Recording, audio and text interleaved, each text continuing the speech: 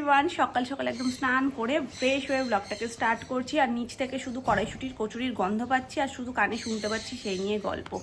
আসলে আজকে বাবা গেছিলো দক্ষিণেশ্বর, তো ওখানের কোন এক ফেমাস দোকান থেকে নিয়ে এসছে কড়াইশুঁটির কচুরি এই অসময়, কারণ এটা কড়াইশুঁটির সময় না।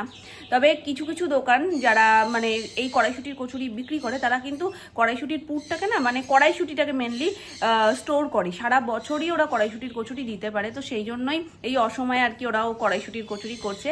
তো কালকে রাত্রিবেলায় আমি দেখছিলাম শ্বশুর জামাই বসে ভীষণ গভীর একটা ডিসকাস করছিল যে কোন দোকানের কি ভালো না, কোন দোকানের কি খাবার মানে বিখ্যাত আর কি।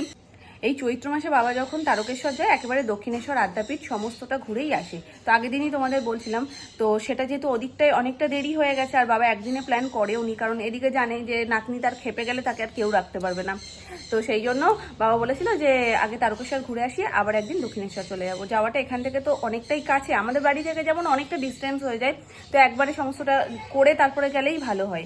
তো এখান থেকে যেহেতু খুব একটা বেশি টাইমও লাগে না, তো বাবা বললো দুদিন আলাদা আলাদা যাবো। তো আজকে যেহেতু দক্ষিণেশ্বর ছিল তো ওখান থেকে নিয়ে এসছে। চলো নিচে গিয়ে তোমাদের দেখাই এই অসময়ের কড়াইশুঁটির কচুরি কেমন। তবে যাই বলো, যেমনই বিখ্যাত দোকান হোক না কেন, বাড়িরটা বেস্ট। বাড়িতে যেরকম সুন্দর পুর দিয়ে যত্ন করে ফুলকো ফুলকো করা হয়, সেটা কি আর দোকানে পাওয়া যায়?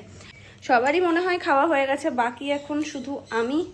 টুগলি এসছে বুনুর সাথে খেলতে, সে কোন সকালে যখন বুনু ঘুম থেকে ওঠেনি, ও এসে আজকে বুনুর ঘুম ভাঙিয়েছে দরজা নক করে।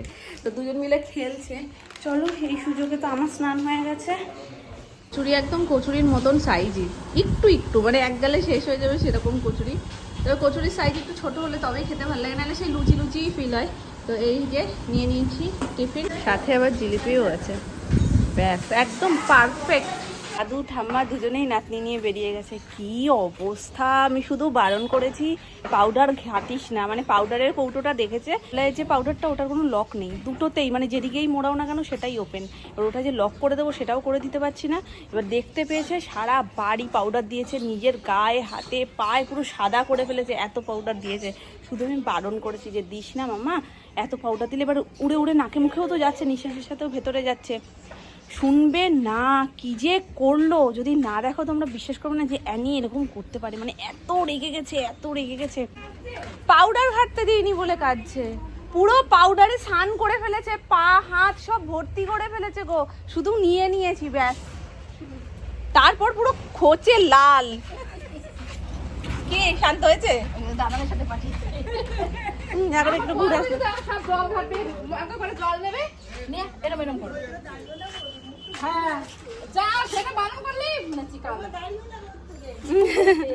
হ্যাঁ রোদ খুব। যাক একটু ঠান্ডা হয়েছে, বাপির সাথে গেছে দোকানে, এবার একটু ঘুরে টুরে আসলে একটু ঠান্ডা হবে। কিন্তু আমাকে আর পছন্দ করছে না, বলছে তুমি চলে যাও আমার সামনে দিয়ে, তুমি চলে যাও, যেহেতু আমি নিয়ে নিয়েছি। তো বলছে তুমি থাকবে না মাম্মা, তুমি যাও।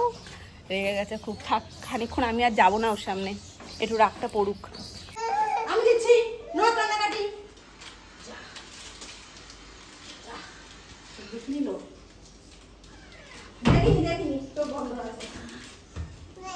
কিচ্ছু আনিনিও। কে বলবে এই মেয়েটা এক্ষুনি এত ফাটিয়েছে। আজকে আমরাই পড়বো, মানে পুরো ঘর স্লিপ হয়ে গেছে, পায়ে পা ফেলছি, পা হড়কে আরেক জায়গায় চলে যাচ্ছে। বাপি বলছে কি ঘরের অবস্থা কিন্তু খুব খারাপ, মানুষ এবার দুমদাম পড়বে। সত্যি পুরো ঘরটা যেন না এক্ষুনি মোচা ঘর, চারিদিকে পাউডার ফেলে এমন করে দিয়েছে, আবার একবার মুছলে ভালো হয়। এই যে এখানে রান্না বান্না চলছে, পটল ভাজা হচ্ছে, পটলের হবে তরকারি। এই যে মশলা মুড়ি রেডি করে রেখেছে। প্রেশার কুকারের মধ্যে কি রয়েছে গো? ওই যে ওই জন্যই ওপর দিয়ে জল বেরিয়ে ফুটফুট করে ওরকম দাগ হয়ে গেছে। কখন থেকে বলছে আর পাচ্ছি না। ডাল হয়েছে, মাছ হয়েছে, এই যে জ্যান্ত মাছের ঝোল। কি মাছ মা এটা? রুই মাছ, জ্যান্ত রুই মাছ। হ্যাঁ একদম জ্যান্ত। মাছের স্বাস্থ্য জ্যান্ত বললে কেউ বলে কি জ্যান্ত বলো কেন, রান্না হয়ে যাওয়ার পরও কি জ্যান্ত থাকে? সেই জন্য জ্যান্ত মানে যেগুলো বরফের মাছ না, ধরো একদম মানে কি বলবো, জ্যান্ত অবস্থায় ধরা হয় এবং বাজার থেকে আনা হয়ও তখন জ্যান্ত থাকে, সেই জন্য সেটাকে জ্যান্ত মাছ আমরা বলি।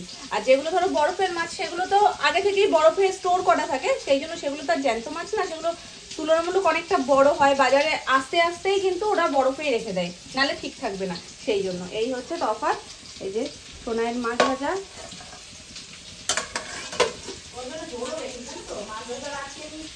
একটা এমনি যে যদি ঝোলের টাকাটা খুবই ভালো, দেখো পটল ফটল দিয়ে রেখেছি। ঝোল করেছে ওর জন্য? হ্যাঁ। পটল দিয়ে দেখি, সেটাই আগে খাওয়ানোর চেষ্টা করবো। এই যে আলু পটল দিয়ে ধনেপাতা দিয়ে পাতলা করে সোনাইয়ের জন্য মাছের ঝোল হয়েছে। কড়াইশুটির কচুরিটা সত্যিই সুন্দর গো। এই অসময়ের কড়াইশুটির কচুরি সেটা মনেই হচ্ছে না, মনে হচ্ছে এমনি নর্মাল যেমন আমরা সুতি দিয়ে করি তেমনই। তবে তরকারিটা কোনো কথা হবে না, তরকারিটা দারুণ দেখে। মানে মামুনি বলছে কি এত পাতলা পাতলা লাগছে কেমন কি হবে, কিন্তু তরকারিটা সত্যিই সুন্দর। এটা দেখতে উপর থেকে পাতলা পাতলা, কিন্তু খেতে খুব টেস্ট। বুনি আজকে খুব খেপে গেছে জানো। তুমি একটু বুনির মাথায় একটু হাত বুলিয়ে দাও তো। বুনি তোমায় বলেই দিয়েছে তুমি আসবে না ঘরে। এখন আবার দোকান দিয়ে কিনে কেটে নিয়ে এসে খুশি। এখন আর ভুলেই গেছে যে মাম্মার সাথে কিছু একটা হয়েছিল। দেখেছো আমার সেকেন্ড লাগে ওর ভুলতে। ওখান থেকে এসছে আমি কিছু আনিনি, মানে ভুলে গেছে যে কি হয়েছে। আর তার আগে কি করলো, মানে এতটা রাগ আমি ওকে কোনোদিন রাখতে দেখিনি, এত রেগে গেছে। যত বড় হচ্ছে অত রাগের বাজার চড়া হচ্ছে। আমা নমো করো, মা নমো করো, নমো করো। ভালো রেখো বুম বুম। আরেকটা দাও, আরেকটা দাও। দেবো তুমি ভালো খাও এটা। ও এবার নমো করো, মাথায় হাত ঠেকাও, মাথায় ঠেকাও, নমোটা মাথায় ঠেকাও, দু হাত জোর করে, দু হাত জোর। হ্যাঁ আমি আর খাবো না। খাও ছোনা, আমি খাই। না না আমি আর খাবো না মা, আমি আর খাবো না। সুন্দরভাবে খাই। মিমি পিপিরা সুন্দরভাবে খায়। খাও তুমি, সুন্দরভাবে খাও। আর বড় হবে কি করে? আমি আর খাবো না, আমি আর খাবো না, আমি আর বড় হবে খাবো কি করে? না। না আমি খাবো না, বড় হবে কি করে? আমি আর খাবো না মা। বড় হবে কি করে? তুমি পড়াশোনা করতে হবে না। ওরে পাকা আচ্ছা শোনো না আমার কথাটা, যখন আমি তোমায় বলি তখন তোমার এই বুদ্ধিগুলো কোথায় যায়? এখন ঠুসে ঠুসে খাওয়াবে। আমরা বড় হবে কি করে? আমি বড় হবো কি করে? তুমি কি করে হচ্ছ? তুমি কি করে বড় হচ্ছ মা? তুমি কি করে বড় হচ্ছ? ছোনা খাই। না না আমার তোমার শোনা না আমি। না না না খাও না, শোনো আমার কথাটা, আমার কথাটা শোনো। আমার কথাটা শোনো আগে। না শোনো না, বলছি কি তোমায় যখন আমি খাওয়াবো তাহলে তুমি এভাবে খেয়ে নেবে তো? তোমায় যখন খাওয়াবো তুমি খেয়ে নেবে তো? ঠিক আছে, আমার খাওয়ার স্বাদ মিটে গেছে। ওরে জিবাতে দাও। আমার কথাটা শোনো, আমি এক্ষুনি ভাত নিয়ে আসবো, তুমি এভাবে খেয়ে নেবে তো? আমি এক্ষুনি ভাত নিয়ে এই আসবো। দেখো দুধ খাও। না আমি খাবো না, আমি খাবো না, আমি খাবো না, আমি খাবো না। হয়ে গেছে, আমার কথাটা শোনো আগে, আমার কথাটা শোনো। আমি কিন্তু তোমার গায়ে মাখিয়ে দেবো। তুমি আমার মুখের দিয়ে হাত ছড়াও। তুমি আমায় বলেছো ওকে যেরকম ধরে খাওয়ানো হয়, চেষ্টা হয়। কোথায় আমার খাওয়ানোর সুযোগ দেয় এইভাবে? নিজের বেলায় আটেছুটি। হ্যাঁ ও মা আমার মুখ দিয়ে পড়ছে, সেটা আবার কাচিয়ে দিচ্ছে মা, ওই ঝিনুক দিয়ে যেমন দেয়। ধন্য হয়ে গেলে গো তোমার মা। এটা কিন্তু নিজের বেলাতে এই গুণগুলো নেই, মানে এই চিন্তা ভাবনাগুলো তো নিজের বেলায় বড় হবে কি করে? আমায় বড় করছে। তুমি বড়। আচ্ছা দুধ, আমি একটা কথা বলি, আমার আগে কথাটা শোনো, আমার আগে কথাটা শোনো। আগে খেয়ে নাও। এই চামচে আর কিছু আমার মুখেই লাগছে খালি খালি। তোমাকে যখন আমি ফেলছে হয়ে গেছে, গায়ে পড়ছে কিন্তু। এবার আমি হাত ধুই। এখন যতক্ষণ বাটিতে ততক্ষণ চলবে। দাঁড়া দাঁড়া আমি কাচিয়ে দিই, এনে। কাছি দিতে আমি তোমার মতন দুষ্টু বাচ্চা না তো, আমাকে বললেই আমি খাই। হুম না আর খাবে? না খাও। না খাবো না। না খেলে মাম্মা বড় হবে না। হ্যাঁ এই যে সব খেয়ে নাও, সব খেয়ে নাও, কেন? সব খেয়ে নাও। সব খেতে নেই, সব খেতে নেই। সব খেয়ে নাও। না তুমি একটু খাও। খেয়ে ইচ্ছে করে না, দেখেছো মনের ভুলেও তো একটু মুখে দিই। আমি যখন বলছি তুমি খাবে তো আমি তোমায় দেবো, বলছে না আমি খাবো না। মানে ওর এই বুদ্ধিটা আছে যে এটা মাম্মাকে এইসব ডায়লগ গুলো দেওয়া যাবে, মাম্মাকে খাওয়ানো যাবে, কিন্তু নিজের খাওয়ার বেলায় এইটা এই ঠেঙ্গা। নাও এই নাও আমার মাও ছোটবেলায় এরকম ভাবে ধরে খাওয়াইনি রে আমায়। উলুটাই খেয়ে নাও ওগুলো তাই খেয়ে আর নাও। খাবে না নেই, পাত্রই শেষ। কি খাচ্ছিলাম? সাবু মাখা এই নাও হয়ে গেছে। আমার মেয়ে আমায় মায়ের মতন শাসন করে খাইয়ে দিয়েছে গো। কোথায় ধরেছে? গায়ে মুছিস না। ফিনিশ হয়ে গেছে। ফিনিশ হয়ে গেলে হ্যাঁ, তোমার লক্ষ্মী বাচ্চা তোমার মেয়ে তো লক্ষ্মী। সব খেয়ে নিয়েছে। দেখেছো? উপায় নেই। দেখেছো? খুশি? তুমি এরকম খাও।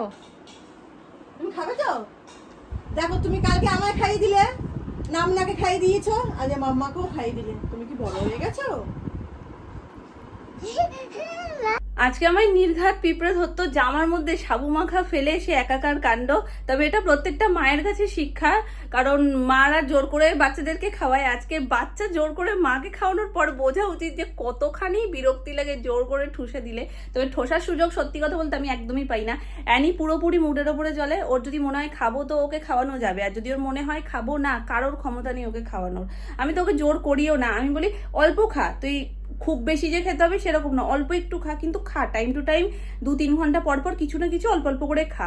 কিছু কিছু সময় যদি ওর মন থাকে ও ঠিকঠাক খেয়ে নেয়, আবার কিছু কিছু সময় যদি মন না থাকে, ও যদি একবার বলে না মাম্মা খাবো না, তুমি যাই রান্না করে দাও ওর পছন্দের জিনিসও ওর তখন ভালো লাগে না। আমি এখন অনেক সময় বুঝে উঠতে পারি না যে কেন খেতে ইচ্ছা করছে না, কিছু কিছু সময় পেটটার মধ্যে কেমন জানি হয়। ও তো বলতে পারে না, হয়তো সেই জন্যই যে না খাবো না বলে। তারপরেও আমি খুব একটা বেশি যে জোর করি সেটা না, মাঝে মাঝে যখন বলে বলে হয় না তখন আমারই মন খারাপ হয়ে যায় যে ও কিছু খাচ্ছে না, তাহলে আমি কি করে খাবো। তবে মায়েদের কোনো কিছু নিয়ে ঝামেলা না থাকলেও খাওয়া নিয়ে ঝামেলা প্রত্যেকটা মার একটাই অভিযোগ যে আমার বাচ্চা খায় না। তো এই অভিযোগ কোনোদিন যাবে না। তো আজকে আমার মেয়ে উল্টো রিয়াকশন আমার উপরে দিয়ে আমায় ভালো রকম বুঝিয়ে দিয়েছে জোর করে খাওয়ালে কিরকম হয়। আমার আজকে নাকে মুখে খাইয়েছে, আমার খাওয়ার স্বাদ মিটে গেছে প্রায়। ও মাম্মা